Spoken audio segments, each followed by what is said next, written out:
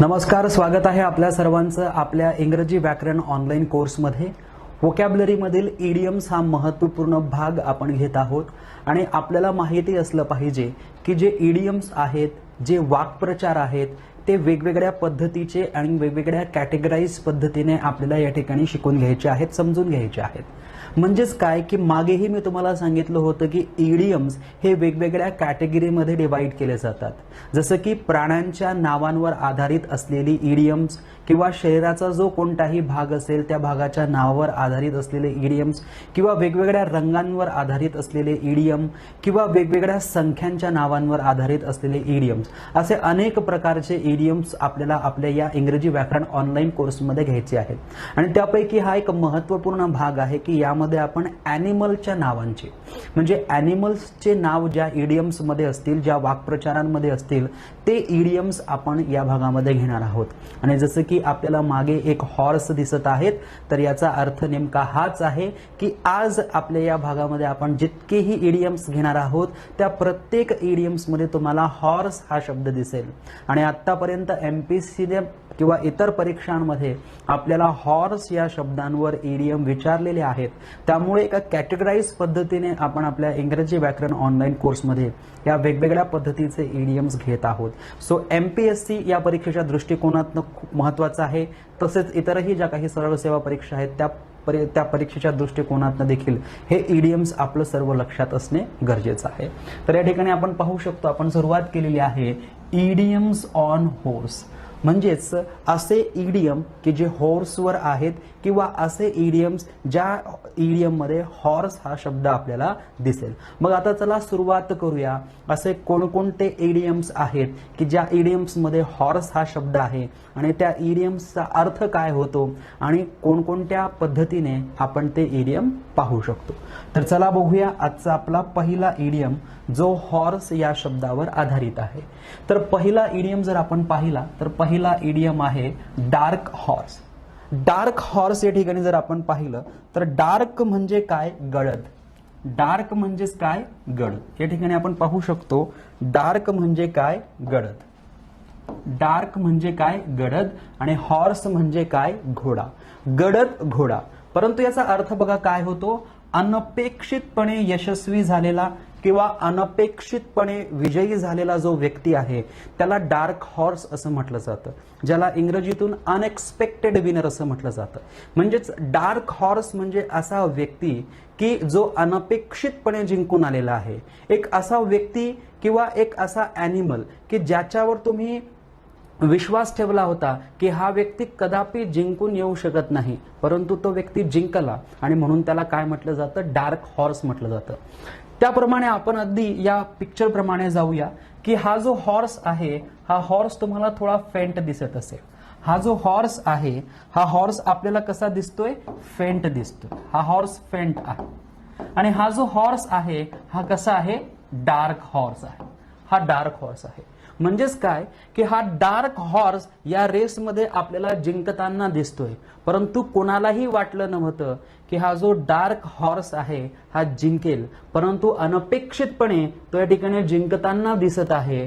त्याचं कारण असं आहे की समजा हा जो दुसरा हॉर्स आहे, जो फेंट हॉर्स आहे, हा आतापर्यंत जिंकत आलेला आहे आणि त्यामुळे प्रत्येकाला असं वाटलं की हा जो डार्क हॉर्स आहे हा जिंकू शकत नाही आणि अनपेक्षितपणे हा डार्क हॉर्स या ठिकाणी आपल्याला जिंकताना दिसत आहे आणि म्हणून त्याला अनएक्सपेक्टेड विनर म्हटलं जाईल किंवा त्याला डार्क हॉर्स म्हटलं जाईल. आणि डार्क हॉर्स आतापर्यंत आपल्याला 3 ते 4 वेळेस एमपीएससीच्या परीक्षेत आणि महापरीक्षा पोर्टलच्या परीक्षांमध्ये देखील विचारला गेला होता. त्यामुळे परीक्षा कुठलीही असो, इडियम कोणता आहे आणि त्याचा नेमका अर्थ काय आहे हे आपल्याला माहिती असणं गरजेचं आहे. सो या ठिकाणी आपण पहिला इडियम घेतलेला आहे डार्क हॉर्स, अनएक्सपेक्टेड विनर, किंवा त्याला आपण मराठीतून मी तुम्हाला लिहून देतो. या ठिकाणी मराठीतून त्याला आपण म्हणू शकतो अनपेक्षित विजयी झालेला. अनपेक्षितपणे विजयी झालेला. त्याला अनएक्सपेक्टेड विनर असं म्हटलं जातं. त्यामुळे आपल्याला डार्क हॉर्स असं दिलं जाईल तर त्याचा मिनिंग आपल्याला काय लिहायचं आहे, अनएक्सपेक्टेड विनर असा लिहायचा आहे. तर पहिलं जे इडियम आहे ज्यामध्ये हॉर्स हा शब्द आहे त्याचा मिनिंग तुम्हाला कळला असेल, त्याचा अर्थ तुम्हाला कळाला असेल आणि हा इडियम जर पुन्हा एकदा आपल्याला परीक्षेत विचारला तर नक्कीच तुम्हाला याचं उत्तर आता देता आलं पाहिजे. आता बघूया आपला आजचं पुढचं इडियम की ज्या इडियम मध्ये आपल्याला पुन्हा एकदा हॉर्स हा शब्द दिसेल. 2 नंबरचा आपला जो इडियम आहे तो आहे horse trade. Horse trade, horse म्हणजे घोडा आणि ट्रेड म्हणजे व्यापार. सो आपल्याला या ठिकाणी समजायचंय की हा एक घोडा आहे जो दिसायला खूप सुंदर आणि तंदुरुस्त आहे. मग या हॉर्सच्या आपल्याला काय करायचं आहे, ट्रेड करायचा आहे, व्यापार करायचा आहे. तर त्याचा अर्थ काय होतो, हॉर्स ट्रेडचा अर्थ काय होतो, to bargain, to bargain hard और to bargain skilfully. To bargain hard और टू बार्गेन स्किलफुली. बार्गेन या शब्दाचा अर्थ काय होतो, भाव करणे. एखादी वस्तू विकत घेत असताना किंवा एखादी वस्तू विकताना आपण एक प्रकारचा भाव करत असतो, एक तोलमोल करत असतो, त्यालाच आपण काय म्हणत असतो, बार्गेन. आणि ही बार्गेन ज्यावेळेस उच्च लेवलची असेल, खूप स्किल वापरून केलेली बार्गेनिंग असेल तेव्हा त्याला हॉर्स ट्रेड असं म्हटलं जाईल. आणि म्हणून हॉर्स ट्रेड या शब्दाचा अर्थ होतो टू बार्गेन हार्ड किंवा टू बार्गेन स्किलफुली. सो या ठिकाणी हा एक सुंदर घोडा आहे आणि खूप मजबूत तंदुरुस्त असा घोडा आहे. या हॉर्सचा जर ट्रेड करायचा असेल तर नक्कीच आपल्याला काय करावी लागेल, बार्गेनिंग करावी लागेल. नक्कीच आपल्याला काय करावी लागेल, बार्गेनिंग करावी लागेल. आणि म्हणून हॉर्स ट्रेड या इडियमचा अर्थ होतो टू बार्गेन स्किलफुली. हे नेहमी लक्षात ठेवायचं. आणि आतापर्यंत एमपीएससीच्या परीक्षेमध्ये हा इडियम आपल्याला विचारला गेलेला आहे, ते पुढे मी तुम्हाला सांगणारच आहे. त्यामुळे आपण आता या ठिकाणी फक्त कलेक्शन बघत आहोत की हॉर्सशी रिलेटेड असलेले सर्व इडियम्स आपण या ठिकाणी घेण्याचा प्रयत्न करत आहोत. आता बघूया आपलं तिसरा इडियम. तिसरा इडियम आहे a cart before horse. A cart before हॉर्सचा अर्थ होतो इन डिसऑर्डर किंवा इन रॉंग ऑर्डर. म्हणजेच काय, चुकीचा क्रम. म्हणजे आपण त्याला काय म्हणू शकतो, चुकीचा क्रम. अ कार्ट बिफोर हॉर्स याला काय म्हटलं जातं, चुकीचा क्रम. आपण नेहमी असं पाहिलेलं असेल की घोडा पुढे असतो आणि गाडी मागे असते. घोडा गाडीचं दृश्य जर आपण पाहिलं असेल तर पुढे घोडा असतो आणि मागे गाडी असते. परंतु या चित्रात जर आपण पाहिलं तर आधी काय आहे, गाडी आहे आणि त्यानंतर काय आहे, घोडा आहे. तर हा क्रम जो आहे हा क्रम कसा आहे, चुकीचा आहे. आणि म्हणून इन डिसऑर्डर किंवा इन रॉंग ऑर्डर असं जेव्हा असेल तेव्हा आपण काय म्हणतो, अ कार्ट बिफोर हॉर्स. आणि यामध्ये पुन्हा एकदा आपल्याला हॉर्स हा शब्द दिसत आहे. सो हॉर्स या शब्दाबद्दल, हॉर्स हा शब्द असलेला तिसरा इडियम आपण पाहिलेला आहे. तिसरा इडियम आहे अ कार्ट बिफोर हॉर्स, म्हणजेच काय, चुकीचा क्रम. तर सर्वांनी हे व्यवस्थितरित्या लक्षात ठेवायचं आहे. त्यानंतर आपण पाहूया आपला पुढचा इडियम. पुढच्या इडियम मध्ये लिहिलेलं आहे, पुढच्या इडियम मध्ये straight from the horse's mouth. आपल्याला दिसत असेल आता बघा, straight from the horse's mouth. Straight from the horse's mouth. Straight from the horse's माउथचा अर्थ होतो direct from the source. Direct source पासून. डायरेक्ट सोर्सला आपण काय म्हणू शकतो, डायरेक्ट सोर्सला आपण म्हणू शकतो उगमस्थान. डायरेक्ट सोर्सला आपण म्हणू शकतो उगमस्थान. उगमस्थान. सो या ठिकाणी डायरेक्ट फ्रॉम द सोर्स म्हणजेच उगमस्थानापासून, जो त्याचा ऑलरेडी सोर्स असेल त्या सोर्स पासून असं जर आपल्याला म्हणायचं असेल तर डायरेक्ट किंवा straight from the horse's mouth. Straight from the horse's mouth हा इडियम तेव्हाच वापरला जाईल जेव्हा एखादं वस्तू किंवा एखादी नदी असेल तर तिचा जो उगमस्थान असेल किंवा एखादा डिव्हाइस असेल किंवा एखादा शोध असेल तर त्याचं जे काही उगमस्थान असेल त्याला आपण म्हणू शकतो straight from the horse's mouth. त्याला आपण म्हणतो straight from the horse's mouth, म्हणजे डायरेक्ट फ्रॉम द सोर्स किंवा प्रत्यक्ष उगमस्थानापासून किंवा प्रत्यक्ष उगमस्थानाहून. अशा पद्धतीने straight from the horse's mouth या शब्दाचा अर्थ आपल्याला लक्षात ठेवायचा आहे. आता पुढचं बघा, होल्ड वन्स हॉर्स. होल्ड म्हणजे धरणे किंवा पकडणे, वन्स म्हणजे कुणाचा तरी आणि हॉर्स म्हणजे घोडा.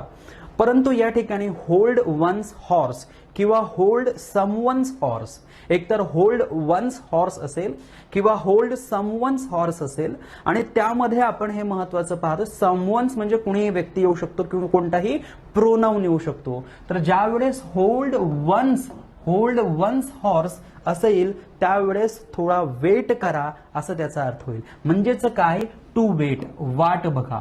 होल्ड वन्स हॉर्स म्हणजे टू बी पेशंट, थोडं संयमी राहा, किंवा होल्ड वन्स हॉर्स म्हणजे थोडी वाट बघा.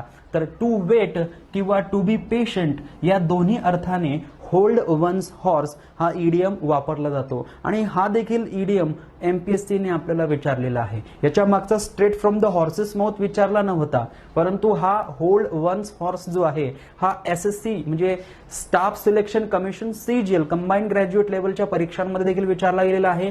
एमपीएससीच्या परीक्षांमध्ये देखील विचारला गेलेला आहे.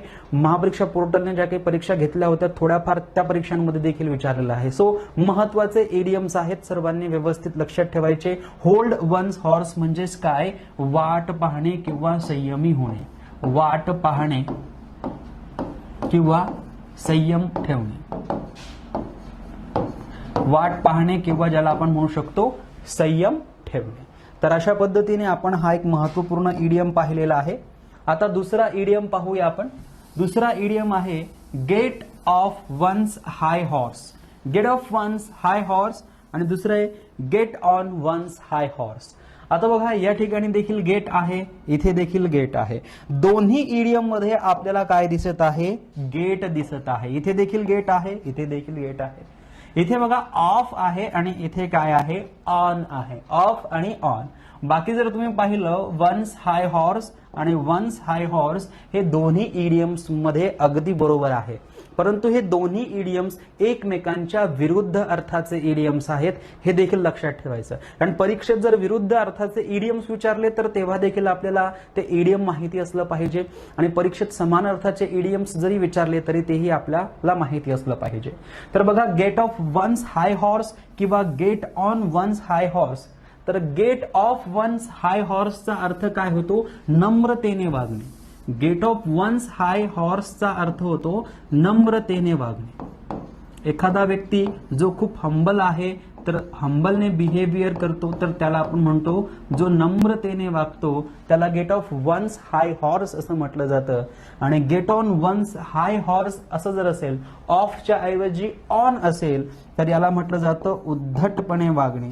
एखादा व्यक्ती जर उद्धटपणे वागत असेल तर त्याला आपण म्हणू शकतो get on one's high horse. Get on one's high horse. तर ऑन असेल तर उद्धटपणे आणि ऑफ असेल तर नम्रतेने. ऑन असेल तर या ठिकाणी बघा उद्धटपणे आणि ऑफ असेल तर नम्रतेने. तर हे दोन्ही इडियम्स जी आहेत ही एकमेकांच्या विरुद्ध अर्थाचे इडियम्स आहेत आणि हे सर्वांनी व्यवस्थित लक्षात ठेवायचं. या दोन्ही इडियम्स मध्ये जर आपण पाहिलं तर दोन्ही इडियम्स मध्ये आपल्याला हॉर्स हा शब्द दिसत आहे. आता बघूया आपला पुढचा प्रश्न, पुढचा इडियम. पुढच्या इडियम मध्ये आहे change horses in mid stream. अत्यंत महत्वाचा आहे. आतापर्यंत एमपीएससी मध्ये विचारला गेलेला नाहीये, परंतु पुढे विचारला जाऊ शकतो. Change horses in mid stream. So change म्हणजे बदलणे, horses in mid stream. Mid stream म्हणजे मध्यात. एखादी गोष्ट सुरू आहे आणि त्याच्या मध्येच बदलणे.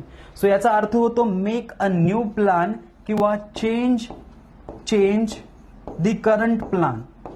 चेंज दी करंट प्लॅन म्हणजे एखादा नवीन प्लॅन बनवणे किंवा जो विद्यमान प्लॅन आहे, विद्यमान योजना जी आहे ती संपुष्टात आणणे. तर या ठिकाणी बघा change horses in mid stream शब्दाचा इडियमचा अर्थ बघा. Change horses in mid stream म्हणजे काय, एक नवीन योजना तयार करणे किंवा अस्तित्वात असलेली जी योजना आहे ती संपुष्टात आणणे किंवा अस्तित्वात असलेली योजना जी आहे तिला बदलणे, त्याला आपण म्हणतो changed horses in mid stream. So हा महत्वाचा आहे, लक्षात ठेवायचं. To make a new plan साठी हा इडियम वापरला जातो आणि यामध्ये देखील कोणता शब्द उपलब्ध आहे, हॉर्स हा शब्द उपलब्ध आहे आणि सर्व ठिकाणी आपल्याला हॉर्सेस दिसत आहे.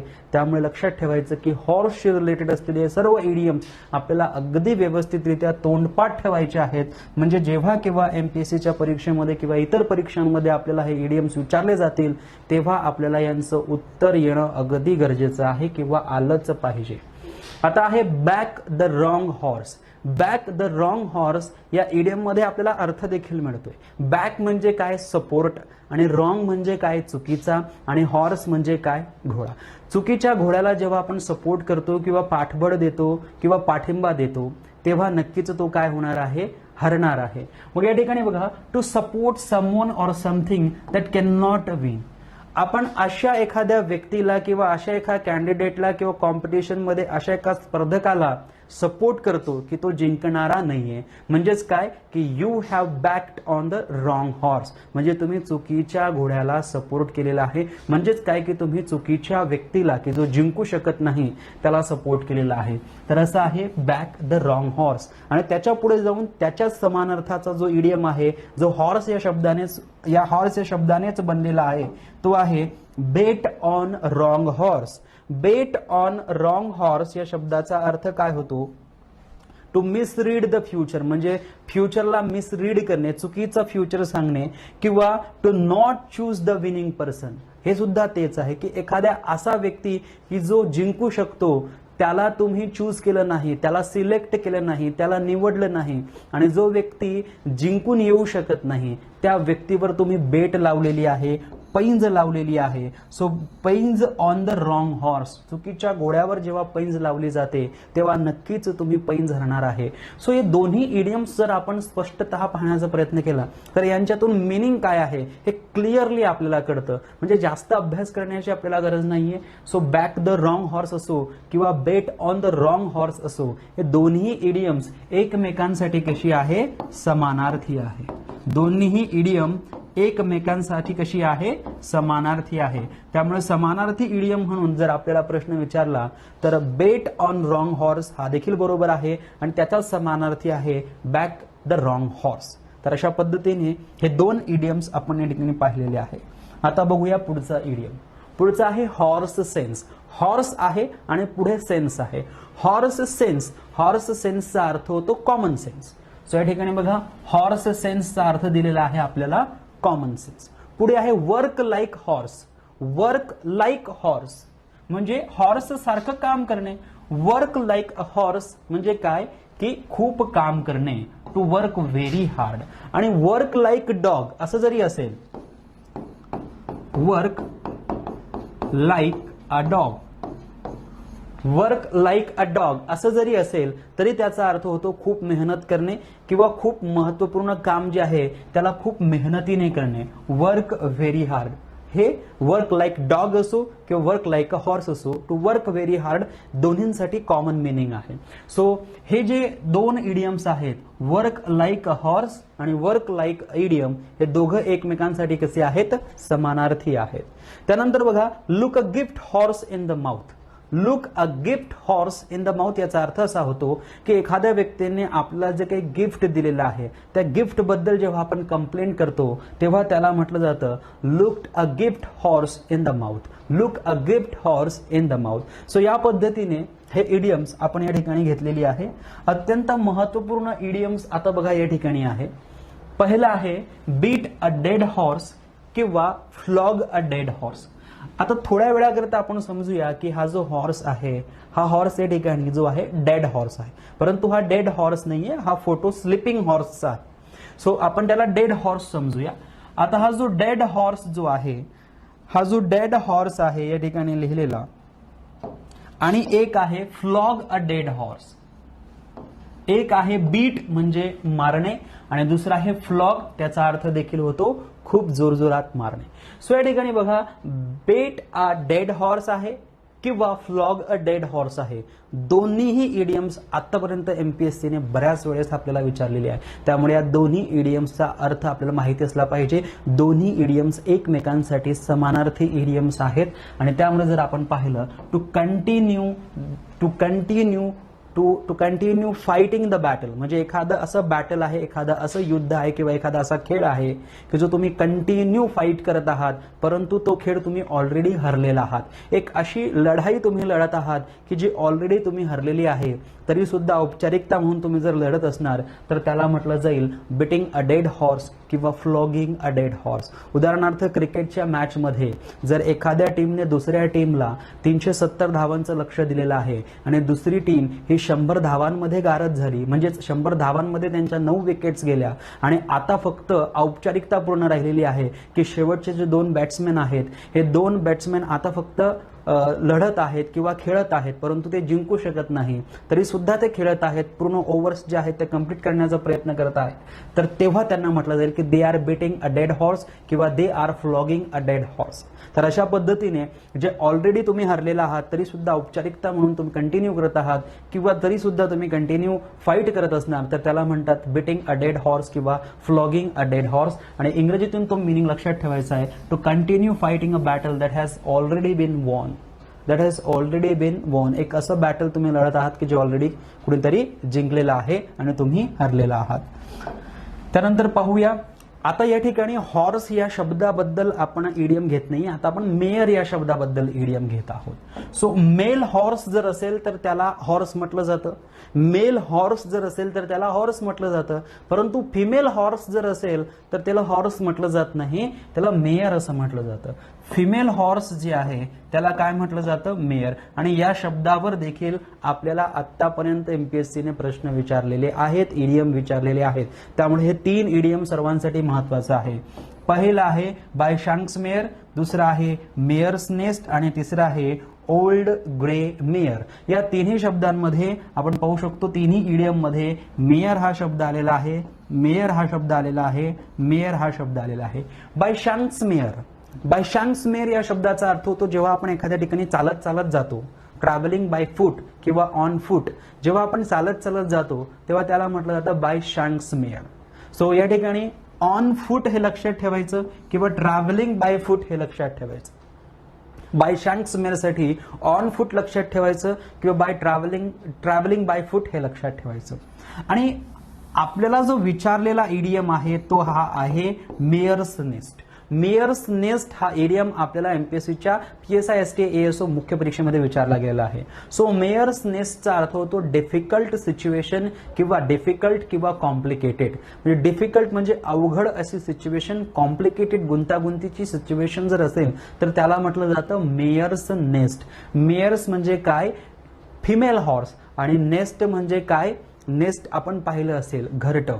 सो मेयर कधीही घरटं तयार करत नाही, त्यामुळे ती कशी सिच्युएशन झाली, कॉम्प्लिकेटेड सिच्युएशन झाली, डिफिकल्ट सिच्युएशन झाली आणि म्हणून त्याला मेयर्स नेस्ट असं म्हटलं जातं. त्यानंतर आहे ओल्ड ग्रे मेयर.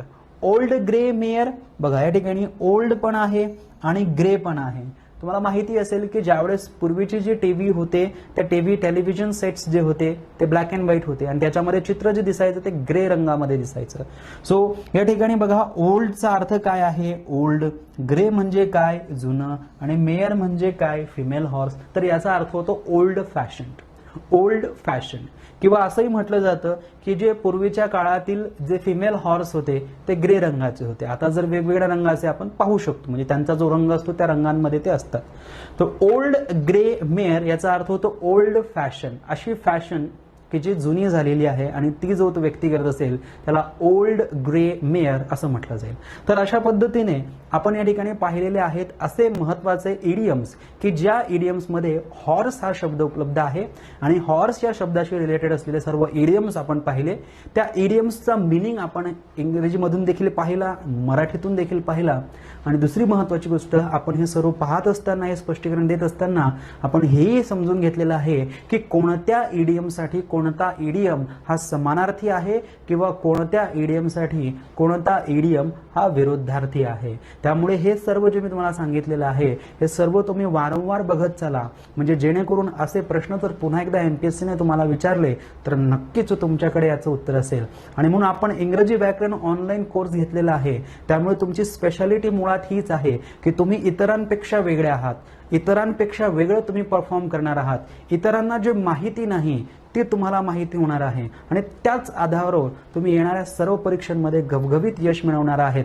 फक्त एकच अट आहे की हा व्हिडिओ एक वेळेस न पाहता हा व्हिडिओ तुम्हाला वारंवार पाहावा लागेल. सोबतच याचे PDF सुद्धा मी तुम्हाला देत आहे खाली स्क्रीनशॉट या फोल्डरमध्ये.